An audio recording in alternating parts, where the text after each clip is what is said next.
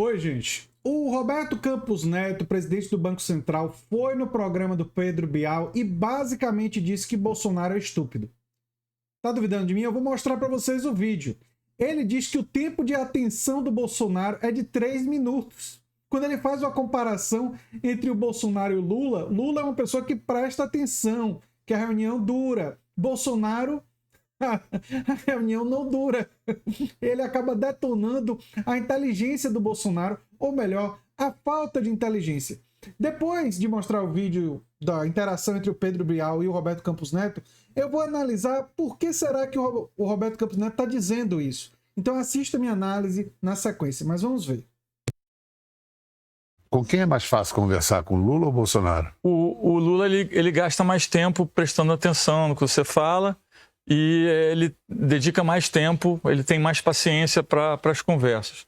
O Bolsonaro era mais rápido. Eu sempre sabia que quando tinha uma conversa com o Bolsonaro eu tinha 3 minutos para falar alguma coisa. Depois dos 3 minutos já ia ser mais difícil porque ele ficava mais disperso. Então é um pouco você aprender como é cada pessoa e aí você ajusta sua forma de se comunicar dependendo de como a pessoa é.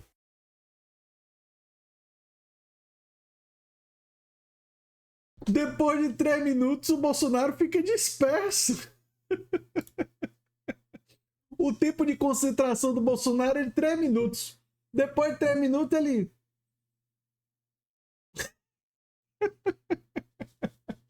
Ai, ai. Agora, por que o Roberto Campos Neto pode estar tendo essa atuação diplomática em relação a Lula, que criticou ele, vem criticando ele duramente, né? Desde o início do mandato de Lula, Lula faz críticas duras a Roberto Campos Neto, diz para Roberto Campos Neto que ele não entende do Brasil. Nunca é demais lembrar que a gente tem o nosso abaixo-assinado para pressionar o Senado Federal a autorizar a saída do Roberto Campos Neto, fora Roberto Campos Neto, que está no comentário fixado. Mas o Roberto Campos Neto foi indicado pelo Bolsonaro, né? Mas ele agora está puxando o saco um pouco de quem? De quem está no poder, do Lula, né? E por que ele faz isso? Eu acho que tem um elemento de verdade aí, ou seja, eu acredito no Roberto Campos Neto quando ele diz que Lula presta atenção e quer mais detalhes, tem conversa mais inteligente com ele, e o Bolsonaro tem um tempo de atenção bem baixo. Mas existe uma coisa por trás disso. O Roberto Campos Neto quer chegar até o final do mandato dele. Tem gente até especulando que ele gostaria de ser reconduzido.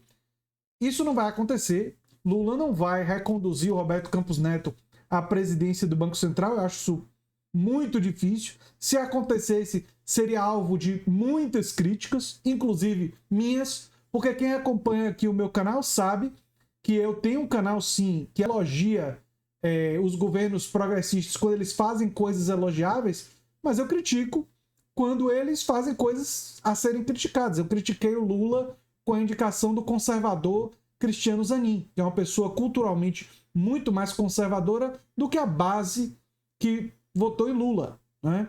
A base, especialmente dos movimentos sociais, é muito mais progressista do que o Zanin. Os votos do Zanin, vários deles, têm aborrecido esses setores, né? Mas, enfim, especialmente na questão antes do voto do marco temporal, na questão dos indígenas, o Zanin teve votos extremamente complicados, e na questão da insignificância também. Mas, enfim, por que o Roberto Campos Neto está atuando dessa maneira? O Roberto Campos Neto, ao meu ver, como eu disse, ele quer chegar até o final do mandato. E não só isso. Me parece que o Roberto Campos Neto tem um certo interesse em uma carreira política. E ele quer se posicionar como um político moderado. Não que ele seja. Obviamente, ele é bastante de direita na economia. Isso não há a menor dúvida sobre isso. Mas ele quer se posicionar dessa maneira. Então, para o marketing pessoal dele, dizer que tinha diálogos, tanto com Bolsonaro quanto com Lula, é útil para essa trajetória que ele quer se posicionar como político moderado. Então, ele tem aí um marketing de campanha que já começou, né, que já está, digamos assim, colocado como estratégia. Uma outra dimensão é puxar o saco de quem está no poder, né? Então ele elogia o Lula e esculhamba o Bolsonaro, né? Dá esse esculacho no Bolsonaro, sugere que ele é estúpido e tem um tempo de atenção mínimo, que eu acredito que é verdade, mas também tem um elemento de, enfim, fazer um agrado àquele que ainda está no poder. Mas isso não deve fazer a gente esquecer, nem por um segundo, o fato de Roberto Campos Neto ter ido votar fantasiado de bolsominion. A gente não deve esquecer que ele tentou silenciar o Gabriel Galípolo, lembram desse episódio? E, mais grave de tudo, isso também é uma coisa bastante comprovada, que as pesquisas da equipe do Roberto Campos Neto estavam dando elementos à campanha do Bolsonaro. Ou seja, não é apenas que ele votou em Bolsonaro ou que ele fez campanha para o Bolsonaro. É que ele deu suporte logístico, ele e a equipe dele, para a eleição do Bolsonaro. Numa disputa com Lula, em que Bolsonaro estava ameaçando a democracia, fomentando o golpismo, em um governo bolsonarista que foi negacionista durante a pandemia. Nada disso deve ser esquecido. A eleição do ano passado foi uma eleição entre a civilização e a barbárie. E Campos Neto estava do lado da barbárie. E mais do que estar do lado, ele atuou usando do poder e do conhecimento, dos dados e da equipe dele para reeleger Bolsonaro. Então, esse lado mais amigável agora e esculhambador do Bolsonaro, a gente se diverte, dá risada, é muito bom para, entendeu? Esse lado humorístico da gente, realmente ver o Campos Neto sugerindo toda a estupidez do Bolsonaro é extremamente divertido, né? E não sei como é que os bolsonaristas vão resolver isso de... O próprio Campos Neto dizendo que o nível de atenção do Bolsonaro só tem 3 minutos, não é? Mas não deve nem por um segundo iludir a gente em relação a quem é o Campos Neto e quais são os seus objetivos, não é?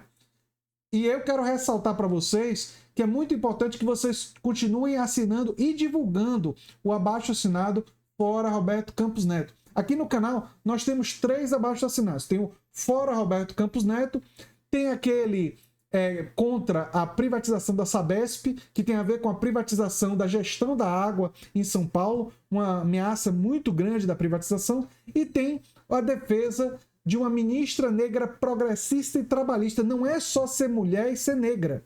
Ser mulher e ser negra não é nem mais o mais importante daquele abaixo-assinado. O mais importante do abaixo-assinado é ser uma pessoa de esquerda que defende a causa trabalhista, que defende a classe trabalhadora. Agora, se for mulher e negra, como vai ser a primeira indicação desse tipo, abre espaço para indicar uma mulher negra que é mais de esquerda do que a gente poderia indicar um homem. Porque constrange o Senado a aprovar a pessoa pela questão da identidade, pelo fato dela ser mulher e ser negra. Se o Senado negasse, seria a primeira mulher negra, seria a primeira pessoa a ser indicada por um presidente para o Supremo que teve a sua indicação negada.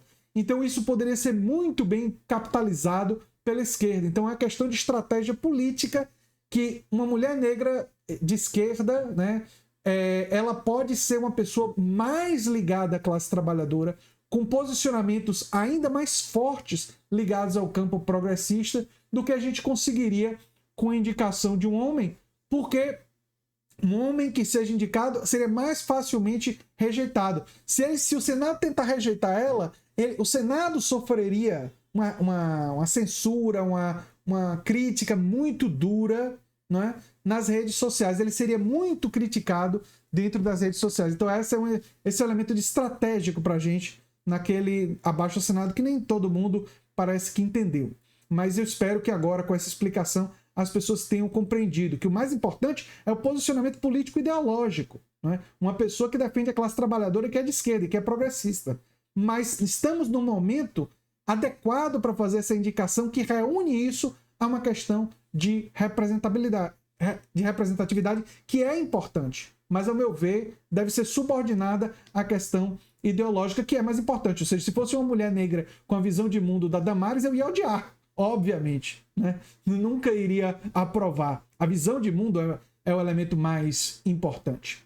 Enfim, eu sou André Teixeira Jacobina, o canal A Nova Máquina do Tempo. E se você gosta do que a gente faz, se inscreve, dá um like, compartilha, quem sabe vira membro, apoiador, quem sabe faz um dos nossos cursos ou divulga os abaixo-assinados que estão no comentário fixado. Um abração e até o próximo vídeo. Tchau, tchau.